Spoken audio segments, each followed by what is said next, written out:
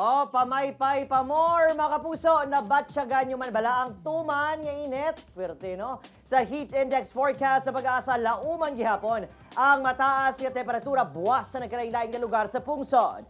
48 degrees Celsius sa Catbalogan, Samar. 44 degrees Celsius naman sa CLSU sa Muñoz, Nueva Ecija. Samtang 43 degrees Celsius sa Tugigaraw City, Clark, Pampanga. Katarman, Northern Samar, kag Tacloban sa Leyte. Naglabot naman sa 33 degrees Celsius ang maximum heat index ukon init factor nga nabatyagan sa buong adlaw diri sa aton sa Western Visayas. Sa karon, wala sang nasiplatan yung weather disturbance sa sulod ukon gwa sang PAR ukon Philippine Area of Responsibility.